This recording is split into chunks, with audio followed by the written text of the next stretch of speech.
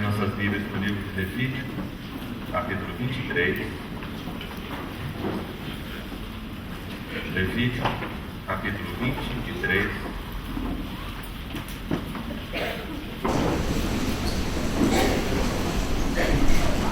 Versículo 24.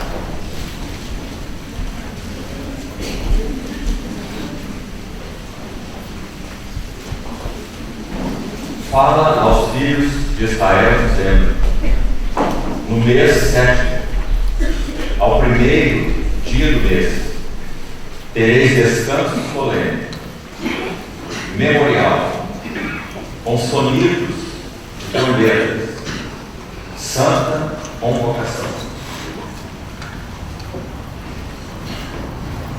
Vamos voltar ao livro de Neemias, capítulo 8.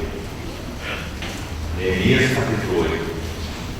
Em chegando o 7º mês, e estando os filhos de Israel nas suas cidades, todo o povo se ajuntou como um só homem, na praça, diante da porta das águas, e disseram a Esdras, o escriba, que trouxesse o livro da lei de Moisés, que o Senhor tinha prescrito a Israel.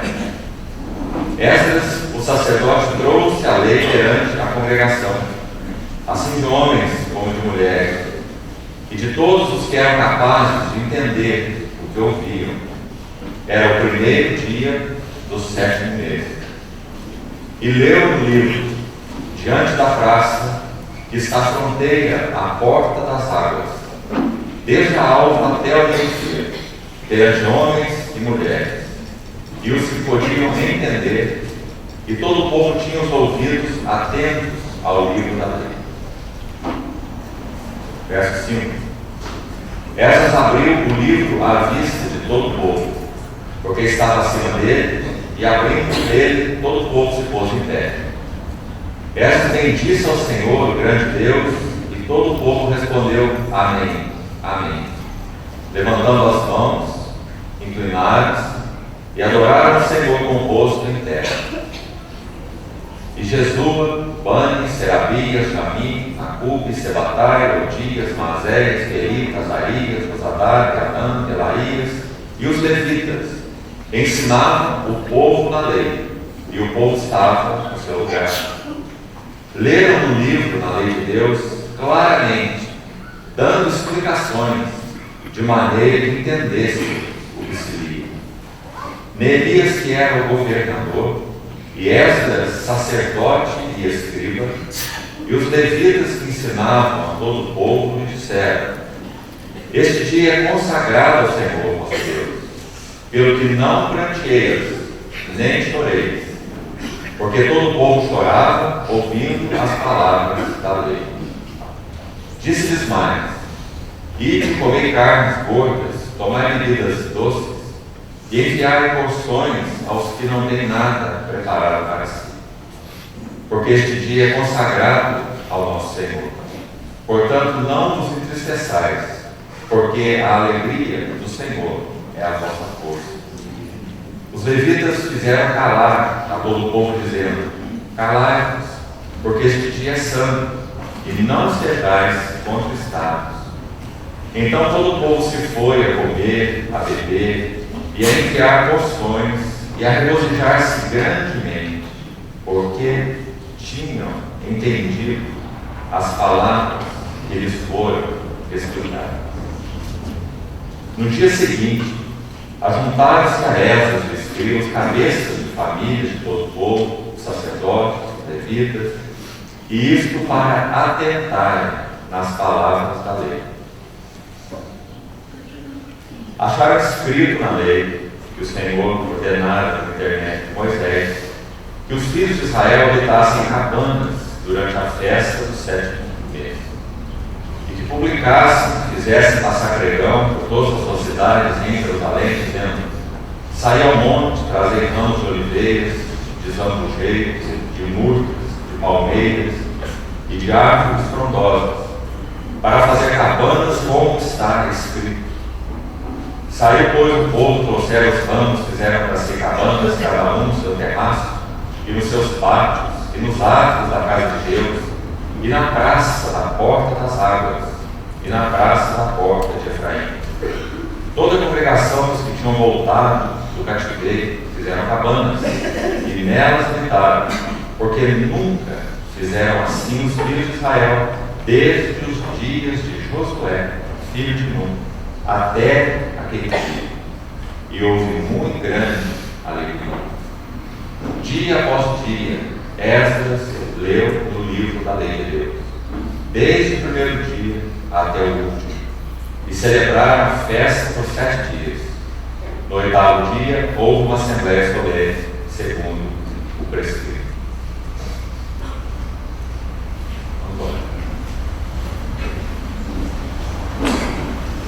Senhor, mais uma vez, aguardamos a tua misericórdia.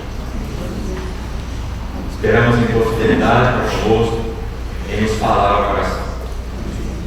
Toma a tua palavra nas tuas mãos, nos ajuda a compreender, aplicá-la aos nossos corações. Abre nossos olhos para que vejamos as maravilhas da tua lei. Te pedimos em nome do Senhor Jesus. Irmãos, vamos rapidamente repassar o que falávamos ontem pela noite. Esse capítulo 8 do livro de Neemias registra o momento em que aquele melhor amor, a primazia do amor no coração desse povo para Deus, estava sendo resgatado. A obra do muro já estava encerrada. Mas quando nós lemos o capítulo 6 do livro de Neemias, nós vemos que, mesmo após a obra de conclusão do muro, ainda havia uma falta de separação em espírito ou no coração do povo de Deus e dos povos de outras terras. O capítulo 6, a partir do verso 17, é dito que, mesmo após a conclusão do muro, houve uma comunicação através de cartas de Tobias, que era o amonita, com nobres de Judá. E Neemias escreve que cartas iam e vinham de Tobias para os nobres, dos nobres para Tobias.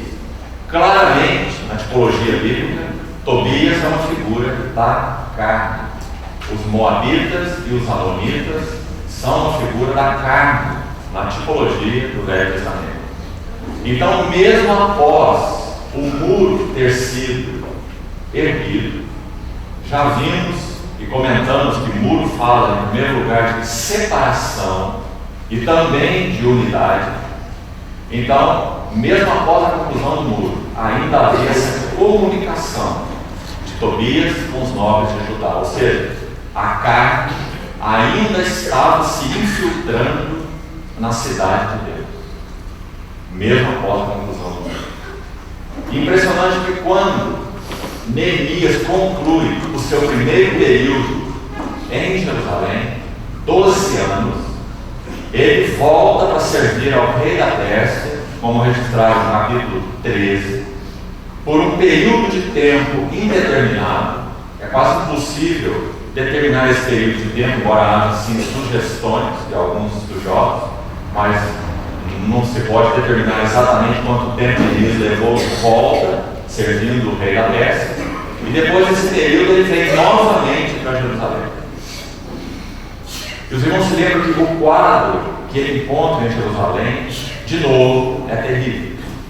Mesmo tendo havido uma separação externa, preste atenção nesse, porque é mais um princípio fundamental nesse caminho da recuperação do testemunho do Senhor, nesse livro dos remanescentes, como temos visto.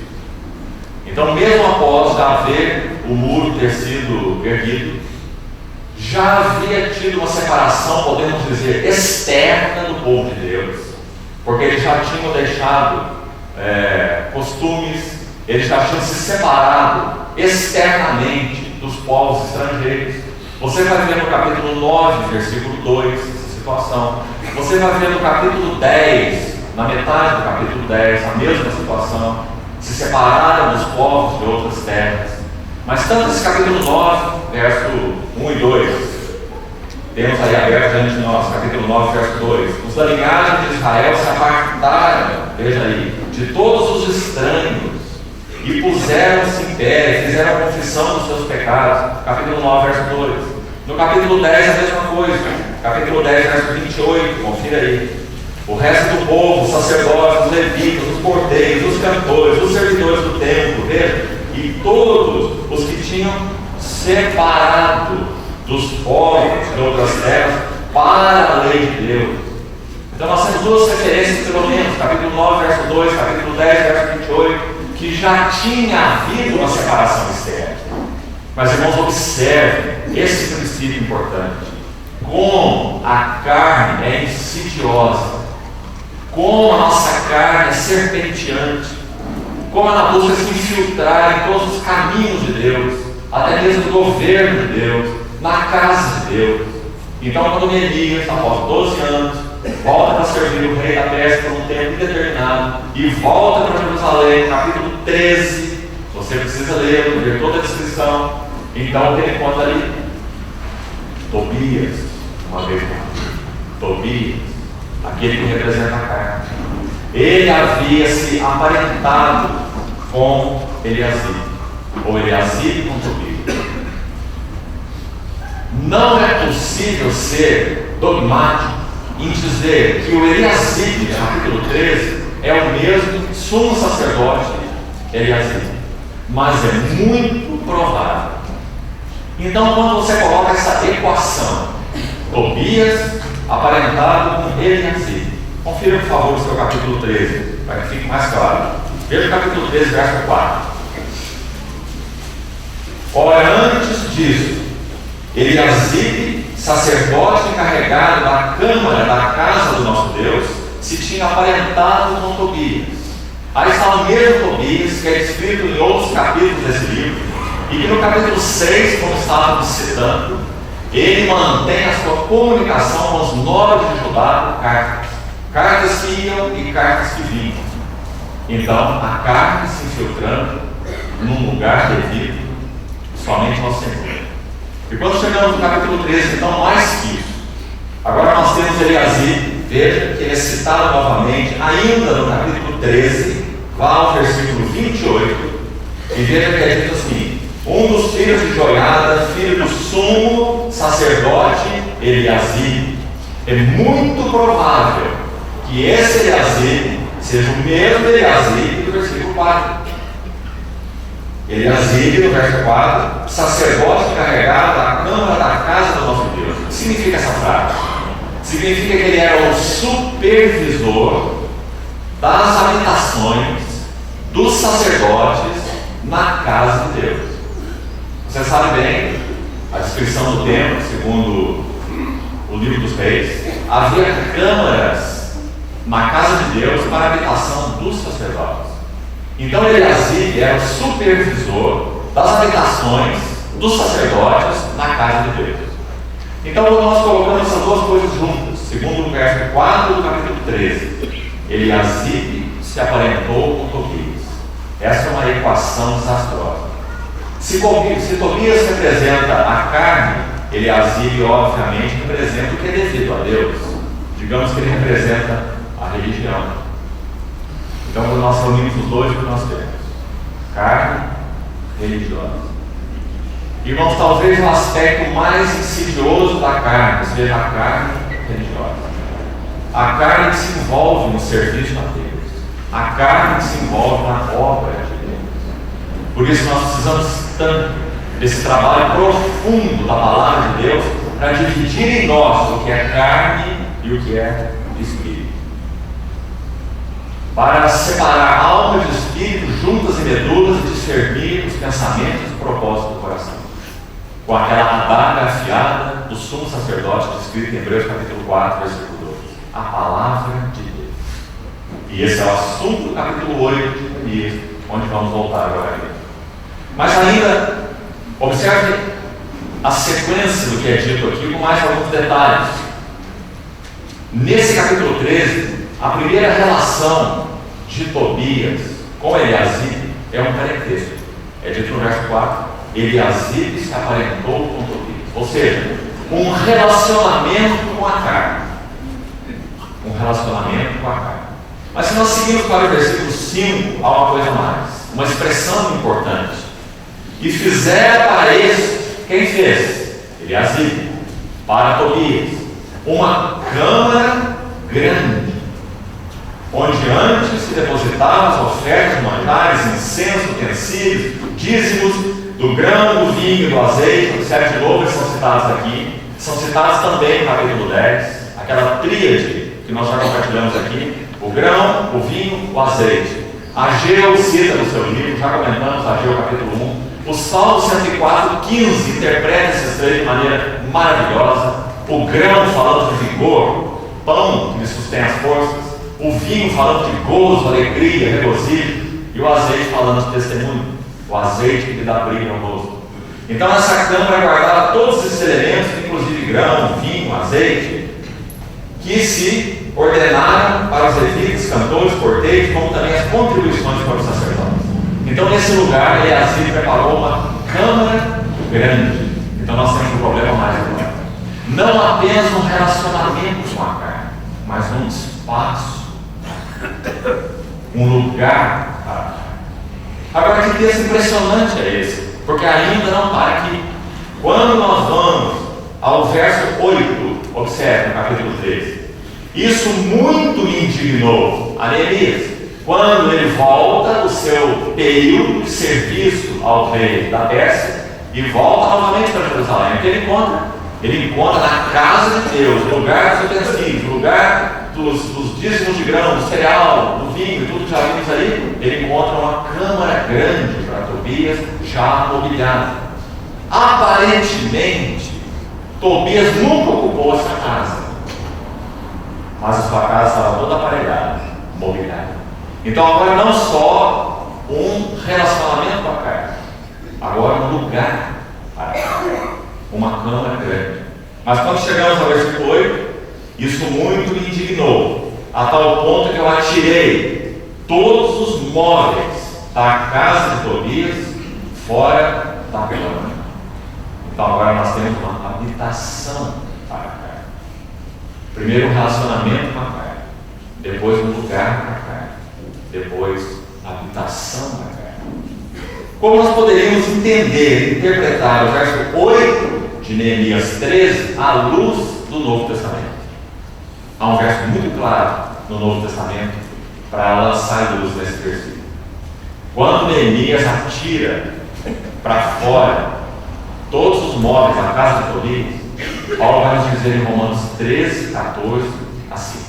Romanos capítulo 13, verso 14. Revestivos do Senhor Jesus, e nada disponhais para a carne no tocante às suas conquistas.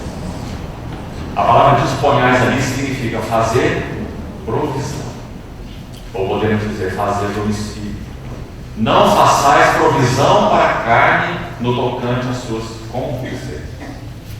Então, irmãos, essa sequência de versículos do capítulo 13 mostra quão insidiosa é a carne. Primeiro, ela busca em nós um relacionamento. Nós vamos assumindo uma condição de relacionamentos sutis, proximidade.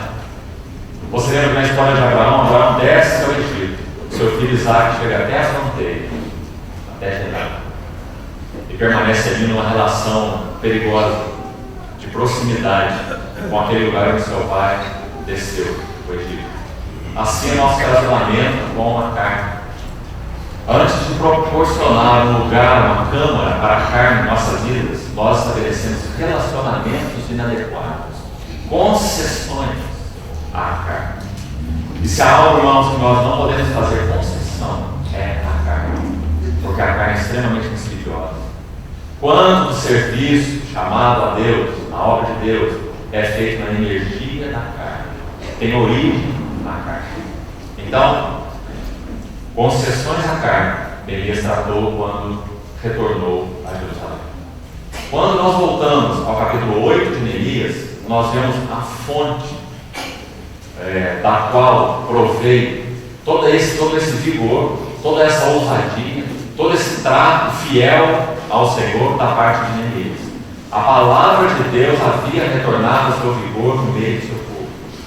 Isso proveu para Neemias, desde o início de seu serviço, toda a sua ousadia, toda a sua coragem, toda a sua determinação em tratar com aquilo que não conferia com o Senhor. Então, quando nós voltamos ao capítulo 8, onde começamos ontem, quem era esse que tomou a lei nas suas mãos para lê-la diante do povo? Esdras.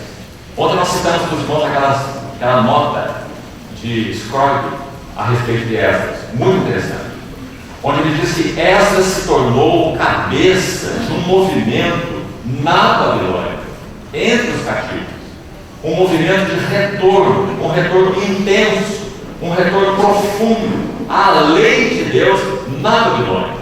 Então, essa ordem dos escribas, ela foi estabelecida, criada na Babilônia, e Esdras era o cabeça da ordem dos escribas. Por isso é chamado na Bíblia não de um escriba, mas Esdras é chamado de o escriba. E até hoje, entre os judeus, Esdras é reconhecido não como um escriba, mas como o escriba. Então, no capítulo 7 do livro de Esdras, acho que seria importante abrirmos agora esse capítulo, antes de entrarmos no capítulo 8 de Neemias e compartilharmos um pouco mais dos princípios envolvidos ali. Capítulo 7 de Esdras diz assim: passadas essas coisas no reinado de Artaxerxes, rei da Pérsia, então esse é o ambiente onde Esdras estava. Esdras, e aqui fala algo da sua genealogia, nome após nome, até o versículo 5.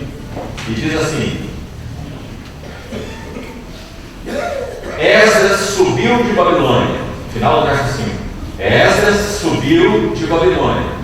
Ele era escriba, versado na lei de Deus. Ou seja, quando ele subiu de Babilônia, ele já era o que era: um escriba versado na lei de Deus. Ele não se tornou um escriba em Jerusalém. Ele subiu da Babilônia como um escriba versado na lei de Deus. E já dissemos para os irmãos que essa palavra versado significa perito, habilidoso, procura apresentar-se a Deus como obreiro aprovado, que não tem do que se envergonhar, que maneja bem a palavra da verdade. Esse era Esdras. Por quê? Verso 6 ainda continua: versado na lei de Moisés, dada pelo Senhor, Deus de Israel, e segundo a boa mão do Senhor, seu Deus, que estava sobre ele, o rei lhe concedeu tudo quanto lhe pediu. E subiram também a Jerusalém alguns dos filhos de Israel, dos sacerdotes, dos levitas, dos cantores, dos porteiros, dos servidores. Esdras fortalece o serviço da casa de Deus, como comentamos. Agora escute o versículo 8 a 10. Esdras chegou a Jerusalém no 5º mês, no 7º ano deste rei. Pois no primeiro dia do primeiro mês partiu de Babilônia, e no primeiro dia do 5º mês chegou a Jerusalém, segundo a boa mão do seu Deus sobre ele. Esdras tinha disposto o seu coração para buscar a lei do Senhor, e isso na Babilônia, e para cumprir, e para ensinar em Israel. Então aí está o escriba versado, que sobe da Babilônia, que criou ali, segundo a nota daquele irmão, a ordem dos escribas, era o cabeça desse movimento, era o perito na palavra do Senhor. Então ele sobe para Jerusalém para se encarnar no seu coração, em buscar a lei do Senhor, em cumpri-la, obedecê-la e ensinar em Israel. Então o versículo 11 diz ainda: esta é a cópia da carta do rei Artaxerxes, que deu ao sacerdote Esdras. Escute o que mais é dito sobre ele: o escriba das palavras, dos mandamentos e dos estatutos do Senhor sobre Israel. Que linda descrição! Como carecemos nos nossos dias que o Senhor levante muitos Esdras. Nós precisamos de dezenas, de centenas de Esdras, para que o Senhor obtenha o seu auxílio. Esdras significa auxílio. Para que o Senhor tenha verdadeiros cooperadores na sua casa e no seu trabalho. Cooperadores com aquilo que Ele tem no seu coração. Então é claro, quando Ele se reúne no 7º mês, no primeiro dia do mês, observe, na ocasião de Neemias 8, trombeta nenhuma foi tocada. Como nós sabemos? Nós lemos Levítico 23 e 24. que diz que no primeiro dia do 7º mês seria uma santa convocação memorial, um descanso solene, um sonido de trombetas, para que a festa dos tabernáculos se iniciasse no 15º dia do 7º mês, segundo o livro de Levítico. Mas nós já lemos no capítulo 8 de Neemias que o povo nada sabia a respeito disso. Eles só tomaram essa escritura quando atentaram para a lei do Senhor e viram que nela estava escrito que devia se celebrar a festa dos tabernáculos. E isso 1000 anos depois de Josué. Ou seja, de Josué até Neemias, nenhuma festa dos tabernáculos. Que impressionante, irmão. Pensar que nos dias de Samuel, pensar que nos dias de Davi, pensar que nos dias de Salomão, a festa dos tabernáculos não foi celebrada. O que esse pequeno remanescente, junto com Neemias, poderia pensar? O que não foi importante, talvez, para Samuel, o que não foi importante para Davi, o que não foi importante para Salomão, não deve ser importante para Deus. Mas quando a lei, a palavra do Senhor foi recuperada, e eles viram na palavra do Senhor que a festa dos tabernáculos deveria ser celebrada 1000 anos, desde Josué a Neemias, nenhuma celebração. Então eles atentaram para esse regulamento da lei de Deus e celebraram a festa do tabernáculo. E não apenas isso, mas o Senhor deu o seu aval depois de 1000 anos para aquele povo, porque é dito que eles a celebraram com muito grande alegria. Ou seja, o Senhor testificou mais uma vez no coração deles o grande desejo do seu coração, de que Ele fosse o nosso tabernáculo, que nós pudéssemos habitar com Ele e Ele habitar conosco. Então eles experimentaram depois de 1000 anos essa alegria do Senhor, muito grande alegria, porque a festa dos tabernáculos falava exatamente disso. Paulo, quando descreve algo sobre isso em 2 Coríntios capítulo 6, ele toma um versículo de Levítico, trazendo agora para a nova aliança, para a nova realidade, escrevendo para a nossa realidade, escrevendo aos Coríntios e dizendo assim: eu habitarei e eu andarei entre eles, eu habitarei tabernáculos, eu andarei entre eles, eu serei seu Deus e eles serão meu povo. Essa é a promessa que nós temos na nova aliança, que o Senhor habitaria conosco, Ele seria nosso tabernáculo de reunião, mas também o contrário, nós seríamos o seu tabernáculo de reunião. Que maravilhoso! Esse é o nosso chamamento.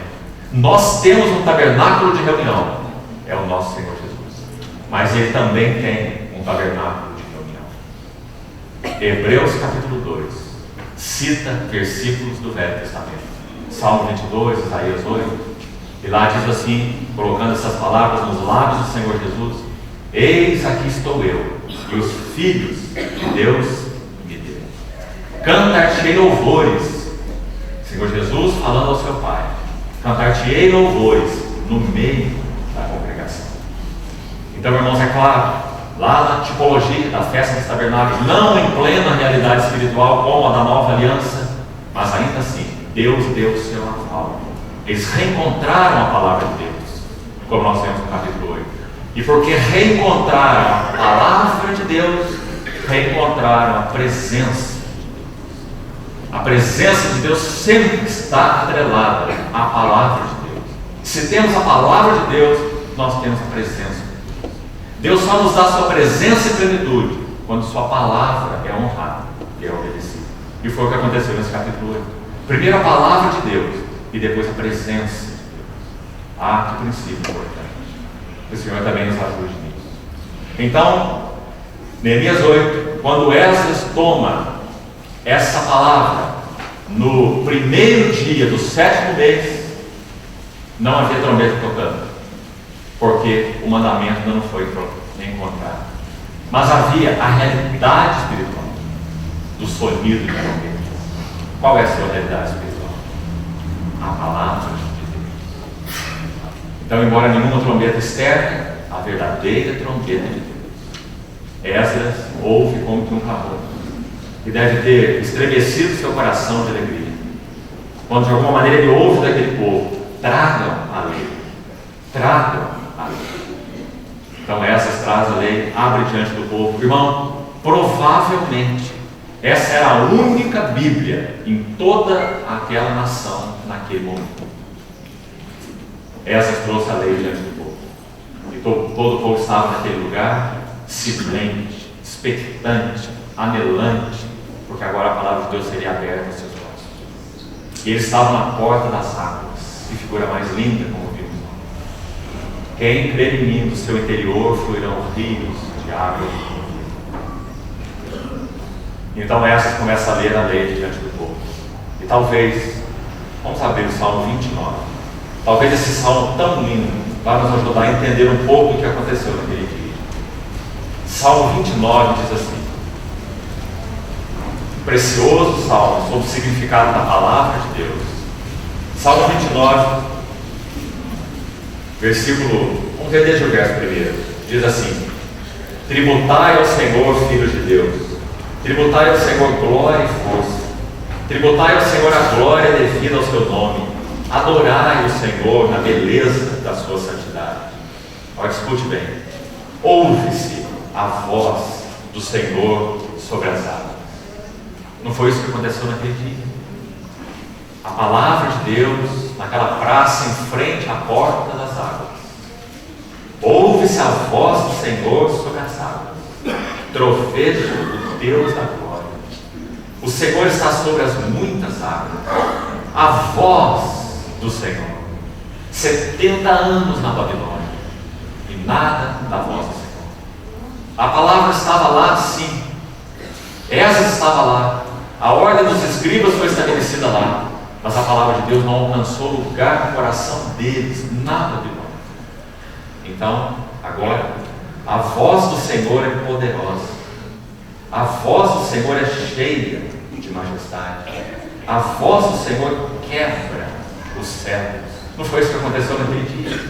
Quando eles ouviram a palavra do Senhor, aqueles cedros se quebraram.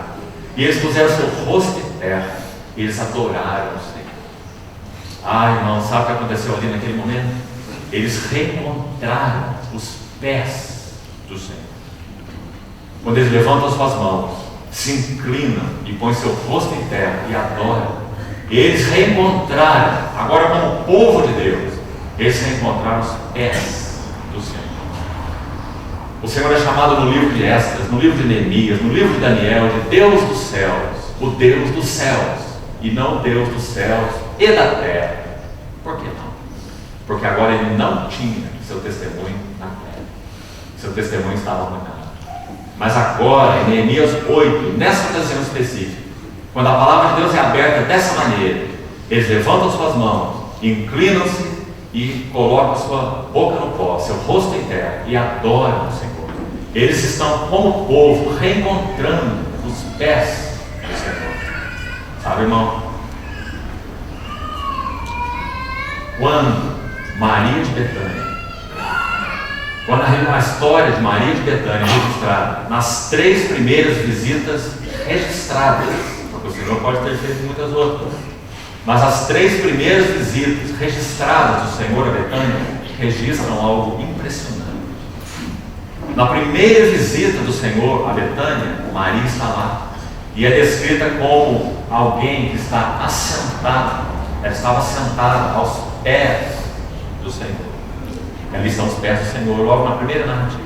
E Maria aos pés do Senhor. Quando a segunda visita do Senhor a Betânia é descrita, Lázaro está morto, em João capítulo 11. Então Marta tem aquele primeiro encontro com o Senhor, você conhece o texto. E em seguida Maria. Marta retorna ao lugar do sepultamento de Lázaro e diz para Maria que o Senhor estava lá, e Maria sai ao encontro do Senhor. Então você vai ver o registro de João. E Maria se lança aos pés do Senhor. Maria conhecia muito bem esse lugar. Era o lugar onde ela havia se aquietado para ouvir as palavras do Senhor. Agora o Senhor se apresenta, o seu irmão morto e Maria em profunda depressão. Então ela se lança aos pés do Senhor. Então nós temos a terceira narrativa, agora em João capítulo 12. Agora aquele que estava morto está à mesa com o Senhor. Que figura mais maravilhosa. Lázaro, na mesa com o Senhor. E Maria, como que vindo por trás do Senhor, com um frasco de alabastro, com um nardo preciosíssimo. e ela quebra o frasco.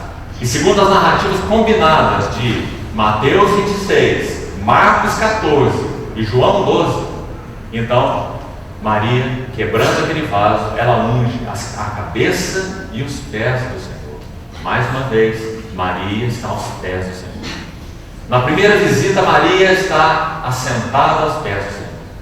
Na segunda visita, Maria está lançando-se aos pés do Senhor.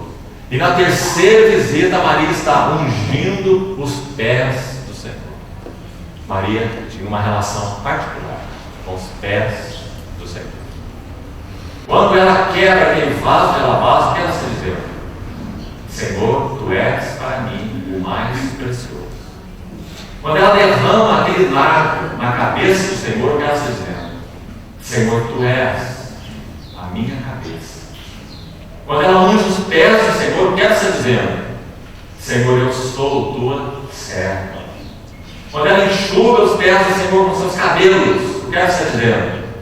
Senhor, recebe toda a glória. Porque de acordo com 1 Coríntios 11, cabelo da mulher representa glória. Então, quando Maria enxuga os pés do Senhor com seus cabelos, ela está dizendo: Senhor, tu és glorioso, recebe toda a glória. Maria encontrou o seu lugar aos pés do Senhor. E da mesma maneira, agora Israel, como nação, encontra seu lugar aos pés do Senhor. Então, ouve-se a voz do Senhor. A voz do Senhor é poderosa, a voz do Senhor é cheia de majestade, a voz do Senhor quebra os cedros. Sim, o Senhor despedaça os cedros do Líbano. Ele os faz saltar como um bezerro, o Líbano e o Sirion, como bois selvagens. A voz do Senhor despede chamas de fogo. Ah, que figura mais linda! Porque seus olhos são como chamas de fogo. Envia a tua luz e a tua verdade, diz Davi no Salmo 43. Envia a tua luz e a tua verdade para que me guiem e me levem ao teu santo monte e aos teus tabernáculos. É o contexto de Neemias 8, a festa dos tabernáculos. Sabe o que diz o verso 4 desse mesmo Salmo 43? Então eu irei ao altar de Deus, que é a minha grande alegria. Foi isso exatamente o que o povo estava experimentando naquele dia. Muito grande alegria. Qual o motivo? A voz do Senhor. Oh, irmãos, que nós, como povo de Deus, em dias em que a palavra de Deus é rara, em que as visões não são frequentes, que nós, como povo do Senhor, não percamos nossa relação com os seus pés. Nunca percamos sua voz, pessoal, porque o Senhor trabalha pela sua palavra. Só a sua voz despede chamas de fogo, expõe nossos corações, pensamentos e propósitos em sua presença. Só a voz do Senhor extermina em nós o que é carne. Só a voz do Senhor divide alma de espírito.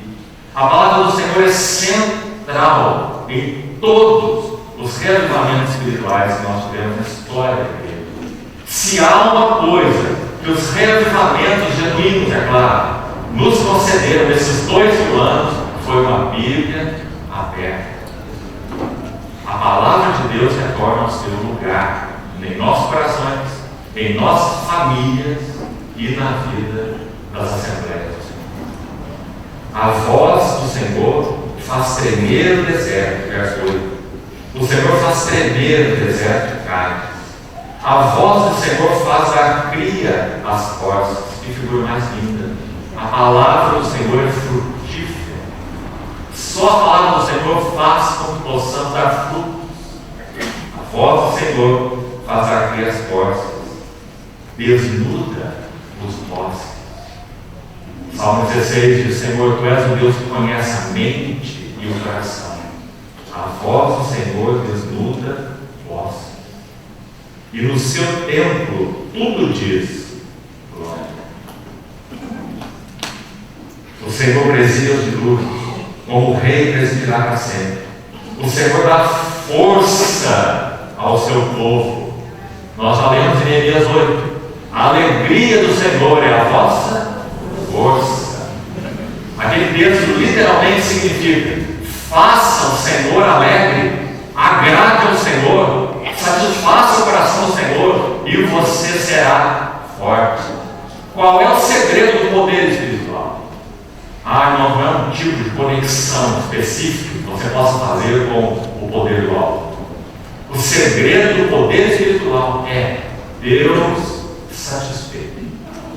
Se Deus está satisfeito conosco, essa é a fonte do vigor espiritual. Então, o Senhor dá força ao seu povo. O que significa em Neemias 8, a alegria do Senhor é a vossa força naquele contexto? Por que esse termo? O povo estava chorando, o povo estava quebrado diante do Senhor, o povo estava ouvindo a voz do Senhor como nunca ouviu antes, em 70 anos. Por que esse termo alegria do Senhor? Parece tão claro. A alegria do Senhor está no fato de que aquele povo estava em um genuíno arrependimento. A alegria do Senhor está no fato de que eles reencontraram o lugar aos pés do Senhor. A alegria do Senhor estava no fato de que a palavra de Deus de novo se tornou central na vida e no coração daquele povo. Essa é a alegria do Senhor. Então eles falaram: não pranteeis, não choreis, o Senhor está alegre, Ele agora está satisfeito, a palavra dele ocupou o seu devido lugar. E vocês ocuparam o devido lugar como povo, quebrados, prostrados, adorando o Senhor. Então a alegria do Senhor é a vossa força. Que linda expressão quando diz: não pranteeis, não choreis, enviai porções aos que nada têm preparado para si. Queridos irmãos, que grande responsabilidade nós temos. Se o Senhor, por sua misericórdia, nos tem confiado algo, que responsabilidade nós temos? Porque há tantos, em tanta fome. Enviai porções aos que não têm nada preparado para si.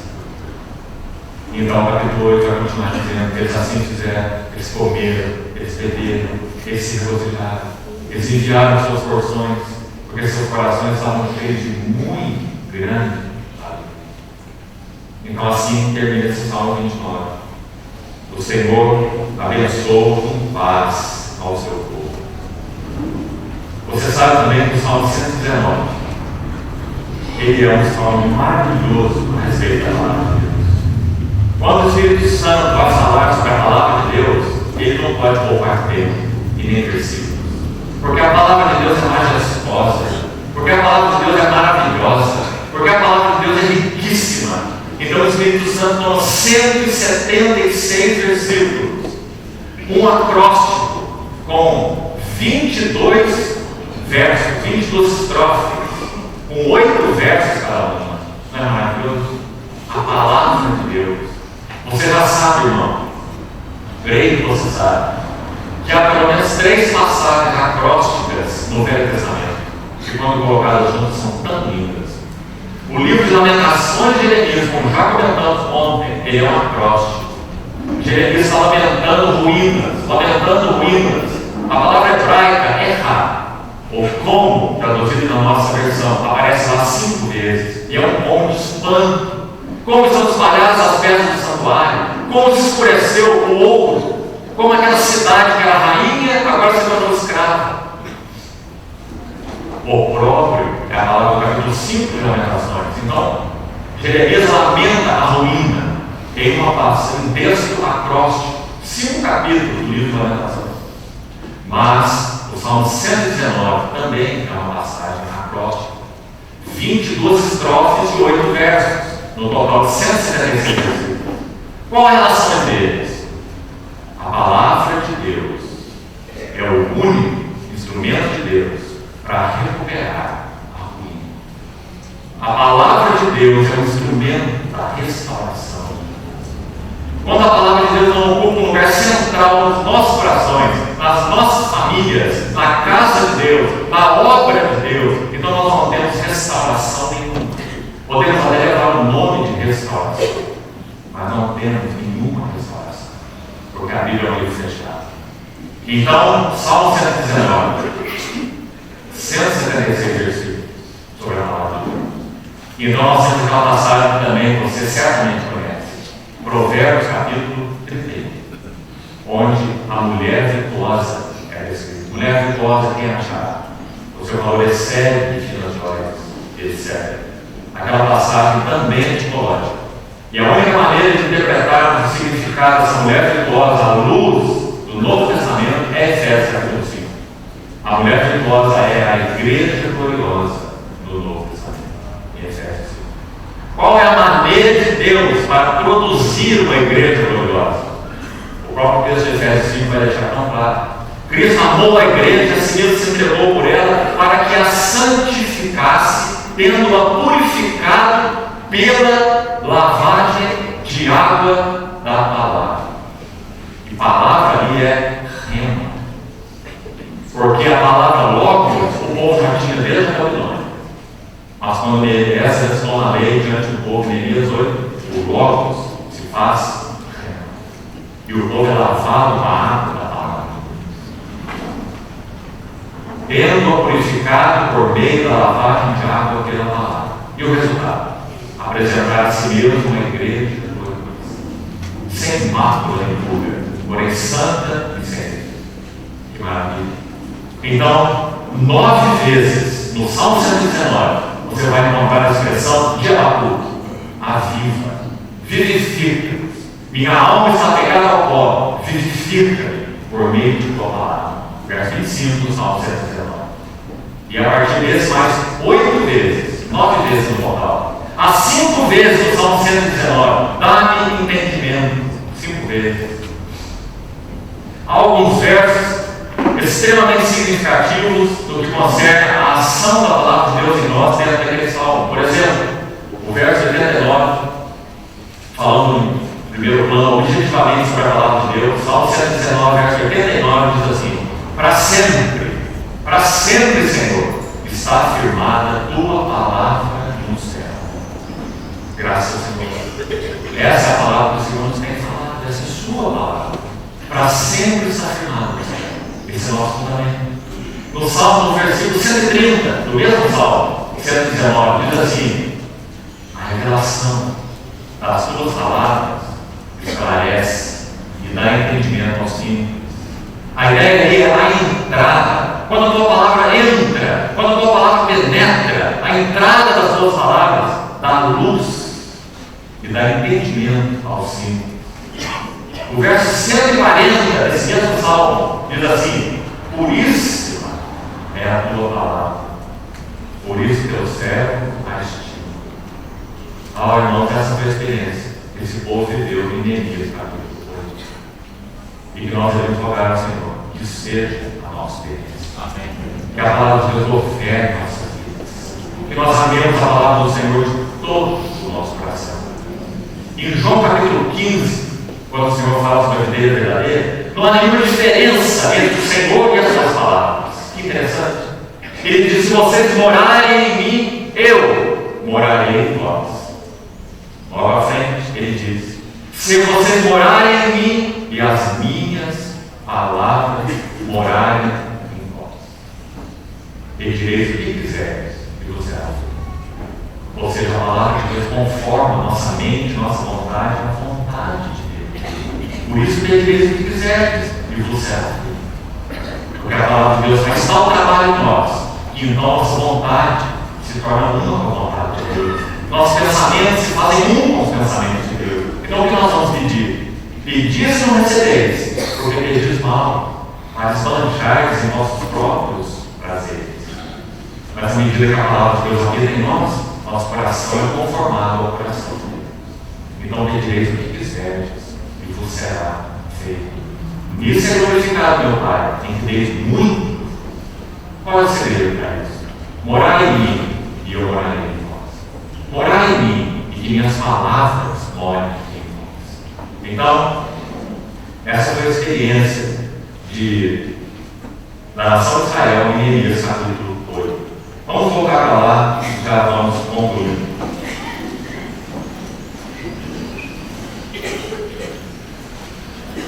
Mais alguns aspectos, objetivamente.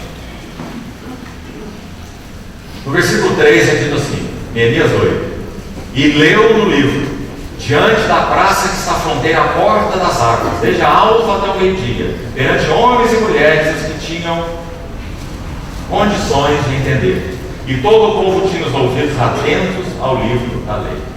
Sabe, irmãos, como falamos, Talvez essa fosse a única Bíblia disponível para toda aquela nação. Por isso eles pediram para Esdras trazer o livro. Se eles estivessem na sua propriedade, Esdras precisava trazer o livro, eles teriam nas suas casas. Então pediram a Esdras: traze o livro da lei. Irmãos, em todos, praticamente, os países, em particular nos nossos dias, em que o Evangelho tem sofrido perseguição e os cristãos têm sido perseguidos, esse mesmo clamor é ouvido de distintas formas. Nós temos tido a oportunidade e o privilégio da parte do Senhor de cooperarmos com a obra do Senhor, o que Ele está fazendo em Cuba. E fomos lá algumas vezes e continuamos cooperando ali. Numa das vezes, um dos jovens, hoje mais velhos, em torno dos seus 40 anos, ali em Cuba, nos deu um testemunho impressionante. Há 20 anos atrás, uma irmã com uma filha universitária entendeu do Senhor de acolher alguns jovens em sua casa para meditar na palavra de Deus. Sua filha era universitária e então ela acolheu alguns colegas de universidade na sua casa para compartilhar a palavra de Deus. Há mais ou menos 20 anos atrás, quando a situação lá era extremamente mais delicada. A partir daí, daqueles jovens, o Evangelho, a palavra de Deus, começou a se espalhar na universidade, onde eles estudavam.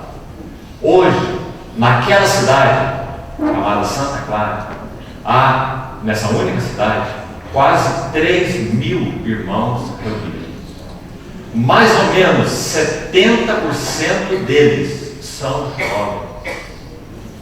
Jovens são responsáveis pelo ensino da palavra em pequenos núcleos de comunhão nas casas.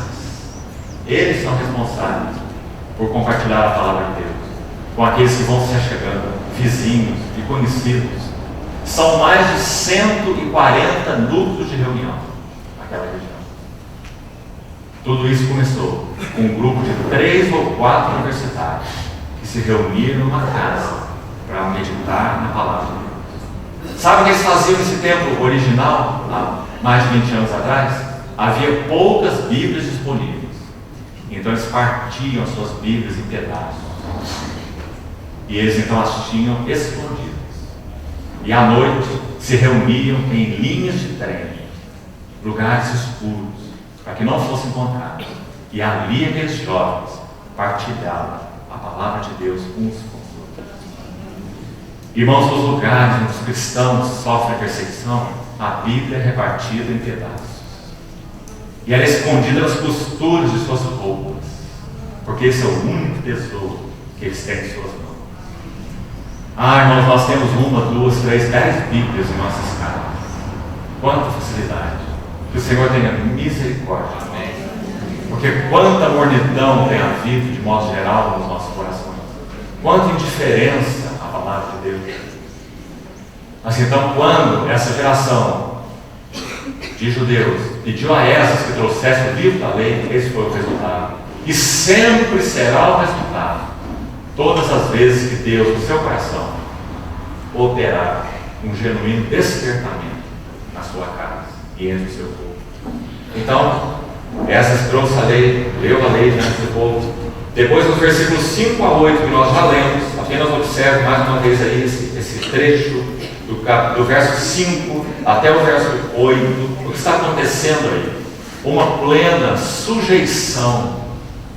Eles se dobraram diante do Senhor, com seu rosto em terra, adoraram o Senhor, ou seja, antes que a lei fosse lida, ou durante o tempo em que a lei estava sendo lida, havia uma plena sujeição dos seus corações. Há um verso muito interessante em João, capítulo 7, o verso 17, em que nosso Senhor Jesus disse o seguinte: se alguém quiser fazer a vontade de Deus, este conhecerá a respeito da doutrina, se ela procede de Deus ou se eu falo por mim mesmo. Qual o princípio está envolvido aí? O mesmo que nós vemos aqui. Por que a palavra de Deus falou tão fundo a esses que estavam reunidos aí? Porque havia uma plena sujeição dos seus corações à palavra que eles estavam recebendo e estavam ouvindo. Então o Espírito Santo encontrou lugar para plantar a palavra fundo no coração deles, porque eles se inclinaram com o rosto em terra, adoraram o Senhor e aguardaram que aqueles irmãos judeus lessem a palavra, ensinassem a palavra a eles, plena sujeição do seu coração. Irmãos, que o Senhor nos ajude. Nossa sujeição não é, em primeiro plano, a homens. Nossa sujeição não é a instrumentos de Deus. Nossa sujeição é a Deus. Mas se nós reconhecemos que Deus, nas suas muitas maneiras, tem usado seus instrumentos entre nós para falar ao nosso coração, que nos sujeitemos a Deus por meio de seus instrumentos. Porque é a Deus que estamos nos sujeitando. Nossa vida de serviço na casa de Deus não nos faz, em nenhum sentido, maiores uns do que os outros. Não há nenhuma hierarquia na casa de Deus. Todos nós somos irmãos em Cristo. Mas em função dessa beleza, dessa maravilha, nós não percamos o entendimento de que Deus ainda fala na sua casa. E que quando Deus fala, é Deus quem fala. E Ele requer a sujeição dos nossos corações. Não importa por meio de qual instrumento Deus fala. Muitas vezes Deus usa instrumentos que para nós parecem até ridículos. Mas Deus os usa. E se Deus os está usando, é Deus quem está falando. Paulo diz em 1 Coríntios capítulo 1: Deus escolheu coisas fracas do mundo para envergonhar as fortes. Deus escolheu coisas loucas do mundo para envergonhar as sábias, para que ninguém se vanglorie na presença de Deus. Então, irmãos, essa foi a realidade que eles experimentaram nos versos 5 a verso 8 nessa sessão. Uma plena sujeição à palavra de Deus. Sabe o que disse certa vez, citando uma vez mais nosso irmão, estimado servo do Senhor, Austin Sparks? Sabe o que ele disse certa vez? Os maiores perigos na vida cristã é quando nós nos habituamos à palavra de Deus. Quando as verdades de Deus se tornam familiares e conhecidas. Nós já fomos a todas as conferências, nós já ouvimos todos os irmãos, nós já lemos todos os livros, e a palavra de Deus se torna habitual e conhecida. Esse é um dos maiores perigos na vida cristã e na casa de Deus. Escute o que George Whitefield, outro irmão que o Senhor usou de maneira tão maravilhosa, naquele chamado grande despertamento evangélico do século XVIII. Todos aqui certamente já ouviram falar de George Whitefield. Aquele que pregava aos mineiros de carvão. Você se lembra? Aquele que via suas lágrimas correrem pelo rosto e os seus rostos ficarem como de zebras. Lembra? Aquele que foi o primeiro homem a pregar fora de lugares considerados sagrados. A palavra de Deus só podia ser pregada de púlpitos, porque aqueles lugares eram considerados consagrados. Mas George Whitefield saiu aos campos e foi pregar nas minas de carvão para aqueles homens embrutecidos e ignorantes. Ele dizia que enquanto pregava a palavra de Deus, ele sabia que estava havendo convicção e a ação do Espírito Santo, porque aqueles homens fortes, brutos, ignorantes, que trabalhavam naquelas profundezas e minas de carvão, saíam para a sua hora do almoço, e lá estava Whitefield pregando e tocando a trombeta da palavra de Deus, e aqueles homens começaram a chorar, e as suas lágrimas corriam e limpavam suas faces em listras. Então eles tinham como que faces de zebra, porque eles estavam sendo convencidos em função da palavra de Deus. Você se lembra como George Whitefield partiu para o Senhor? Ele estava indo de uma cidade para outra e fez um pouso no meio do caminho. E quando ele fez esse pouso, mal sabia ele que descobriram que ele ia passar por ali e já havia uma multidão naquela pousada e fora dela esperando por ele. E ele chegou em lombo de animal, cansado da sua viagem, e se sentia sem condições de pregar a palavra para aquelas pessoas. Então ele se despediu deles, acendeu o castiçal com a sua vela, colocou em um castiçal e começou a subir suas escadas para ir para o seu aposento. Quando ele estava subindo as escadas, ele parou no meio das escadas, olhou para trás daquela multidão e começou a pregar. E ele pregou até a vela se consumir, até o castiçal. Então ele foi para o seu aposento, deitou para sua cama e partiu o Senhor. Ele então escreve assim: Whitefield, escute. Se vocês se contentarem com este livro, se referindo à Bíblia, este livro em si mesmo, o diabo os levará a falarem bastante de doutrinas. Escutem de novo. Permitam repetir. Se vocês se contentarem apenas com este livro em si mesmo, o diabo os levará a falarem bastante de doutrinas. Vocês passarão do arminianismo para calvinismo. Serão bastante ortodoxos, ainda que não tenham Cristo realmente vivendo em vocês. Sabe uma frase que ele utilizou várias vezes? Nós precisamos mais do que um Cristo crido, nós precisamos de um Cristo sentido. O que ele quer dizer com Cristo sentido? Ele está falando sobre a experiência de Cristo. E nós citávamos, pensa no primeiro dia, nós podemos estudar Cristologia e não conhecer Cristo. Nós podemos estudar escatologia, mas não temos um desejo anelante pela volta de Cristo. Nós podemos estudar eclesiologia e não vivermos a vida da igreja. Nós podemos estudar pneumatologia, mas não sermos guiados pelo Espírito Santo. E esse é o nosso perigo, irmão.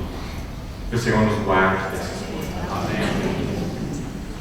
Então, vamos concluir aqui nosso tempo já terminou. Quando eles celebraram essa festa dos tabernáculos, no capítulo 8 ainda, é dito no verso 13, aqui eu queria concluir, nosso tempo já foi, no dia seguinte. Olha para essa frase, no dia seguinte. Nós podemos chamar essa expressão de o teste do dia seguinte. Irmãos, o teste do dia seguinte é um grande teste. Nós podemos nos emocionar, nós podemos chorar, nós podemos cair com o rosto em terra ouvindo a palavra de Deus. Nós ainda teremos que enfrentar o teste do dia seguinte. E o que aconteceu com esse povo? No dia seguinte, eles se reuniram para fazer o quê? O que diz ali no versículo? Para atentarem. Sabe o que significa essa palavra? Para ponderarem, para meditarem, para considerarem. Paulo escreve assim a Timóteo: pondera o que eu acabo de dizer-te, porque o Senhor te dará compreensão em todas as coisas. Sabe por que tantas vezes nós não temos compreensão espiritual? Nós não temos apreensão das verdades de Deus? Porque nós não ponderamos aquilo que o Senhor nos falou. Nós somos uma geração rápida. A.W. Tozer disse certa vez assim: nós nos parecemos crianças apressadas que passam correndo pelos corredores do reino e não compreendem nada sobre nada.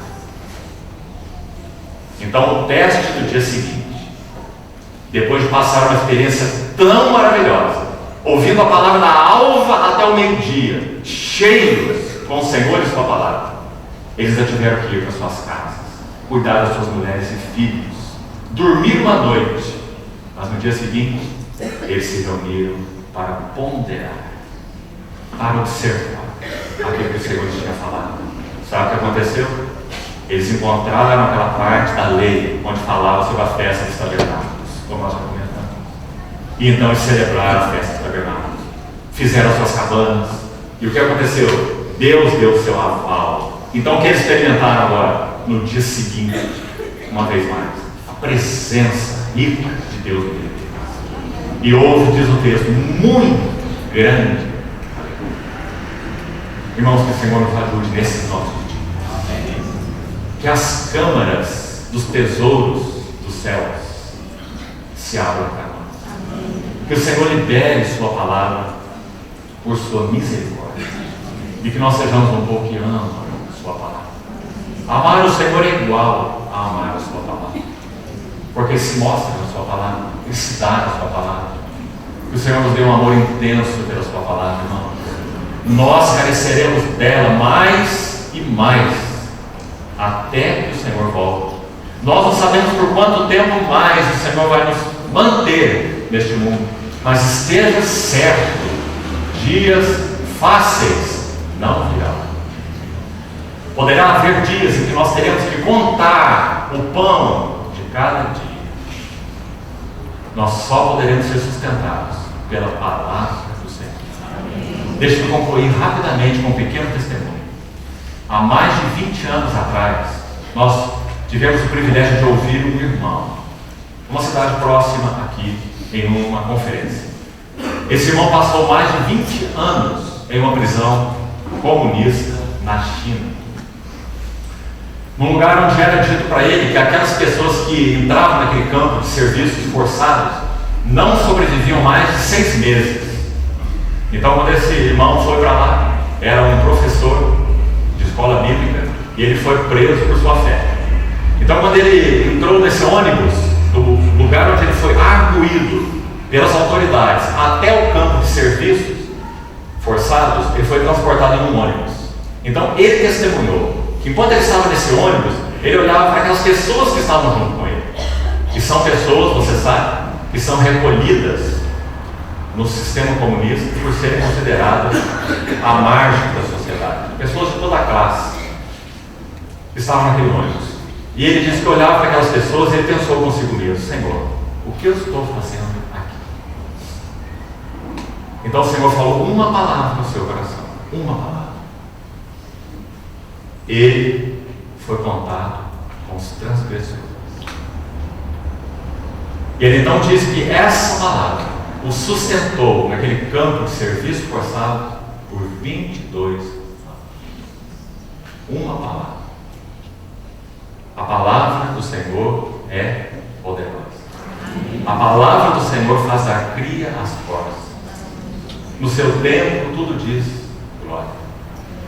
Irmãos, que o Senhor nos ajude a viver da sua palavra, amar a sua palavra, prezar a sua palavra, honrar a sua palavra, não só de pão viverá o homem, mas de toda a palavra que procede da boca de Deus. Que o Senhor nos conceda nesses dias sua palavra como um livro aberto aos nossos corações. Vamos orar. Senhor, nós suplicamos que o Senhor nos faça estes que amam a Tua palavra. Senhor, queremos anelar por ela mais do que pelo pão. Queremos viver dela. Senhor, torna-nos homens e mulheres da Tua palavra. Levanta entre nós mais irmãos e irmãs que amem a Tua palavra. Levanta entre nós mais irmãos e irmãs que sirvam com a Tua palavra. Que Tua palavra seja central no nosso coração, nas nossas famílias e na vida da igreja. Nos ajuda, Senhor, em dias de tantas trevas, em dias tão desafiadores. Senhor, nós amamos Tua palavra. Ajuda-nos, nós te pedimos, com ela, Senhor. Guarda-nos por meio dela. Faz de nós, Senhor, igreja gloriosa, sem mácula, nem ruga, santa, sem defeito. Nós nos confiamos a Ti, Senhor. Continua, nós te pedimos ainda, falando aos nossos corações, completando nessa conferência aquilo que o Senhor deseja completar nos nossos corações. Por Tua misericórdia, Senhor, esperamos em Ti. Em nome do Senhor Jesus. Amém.